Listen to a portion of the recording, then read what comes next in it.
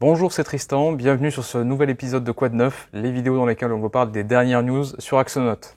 Alors il est vrai que ça faisait longtemps qu'on n'avait pas fait une petite vidéo update pour vous tenir au courant des dernières nouveautés. Certains d'entre vous ont même cru qu'on vous avait oublié, mais pas du tout. Disons qu'on était simplement très occupés à travailler sur des choses que je vais vous présenter en partie aujourd'hui. Aujourd'hui on va parler travail des performances, import comptable, mais aussi grosse refonte sur le ticketing. Allez, c'est parti.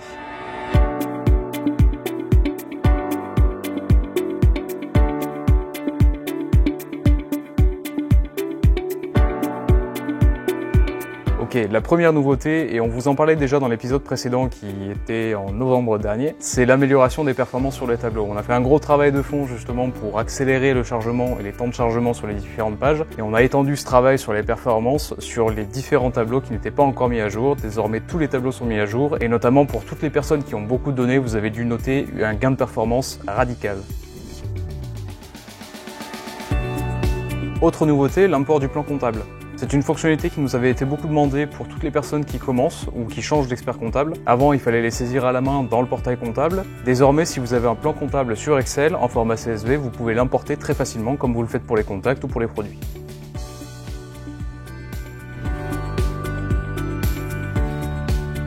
La grosse news de cet épisode, c'est la mise à jour du ticketing. Le ticketing, c'est une partie qu'on n'avait pas forcément mis à jour depuis très longtemps. Et c'est vrai qu'on a eu plusieurs remontées, notamment en termes d'ergonomie et puis aussi d'automatisation. Et c'est pourquoi on vient aujourd'hui avec cette mise à jour du système de ticketing. Donc pour ceux qui ne connaissent pas, c'est la partie pour gérer le SAV.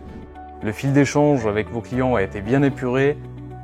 Les commentaires en interne qui initialement étaient à droite ont été décalés dans la conversation pour que ce soit plus fluide et plus optimisé. Ils apparaissent désormais en jaune.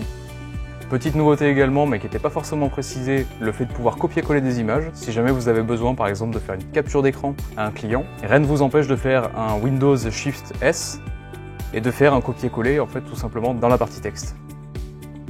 Une des autres features de cette mise à jour du ticketing, c'est la possibilité de pouvoir mettre en place certaines automatisations en termes d'envoi. C'est-à-dire que dans la version précédente, quand une personne vous envoyait un ticket, il n'y avait pas forcément de mail envoyé pour signifier que la demande avait bien été reçue et qu'elle serait traitée.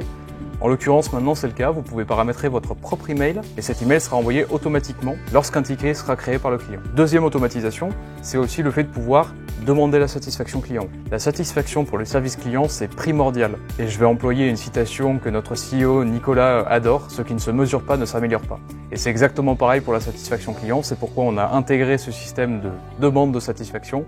Voilà, vous pouvez le paramétrer, vous pouvez mettre le nombre de jours, de sorte à ce qu'il puisse noter si le support selon lui a été bon ou mauvais. Et des statistiques de satisfaction sont bien sûr listées dans Axonote.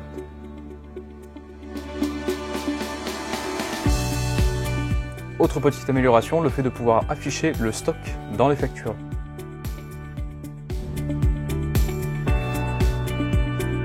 Pour vos experts comptables, on a rajouté l'export des paiements. C'est pareil, c'est une feature qui a été beaucoup demandée, donc on l'a fait.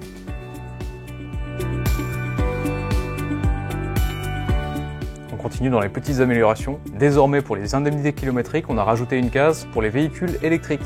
Donc tous les europossesseurs de Tesla vont pouvoir faire des indemnités kilométriques, profitez-en, surtout qu'en plus le barème est assez généreux. Et on va clore le bal de ces news de mars avec la gestion des numéros de lot. Désormais, quand vous créez un produit, vous pouvez cocher la petite case pour activer la traçabilité par numéro de lot. Vous pouvez choisir quel type de traçabilité vous souhaitez.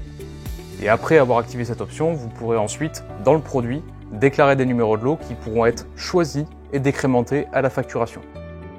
Donc le fonctionnement est vraiment très simple et le numéro de série, le numéro de lot, sera affiché dans la facture de votre client. Voilà, c'est tout pour ces news de mars. On a encore plein d'autres nouveautés bien sûr qui vont arriver, plein d'autres améliorations, automatisations.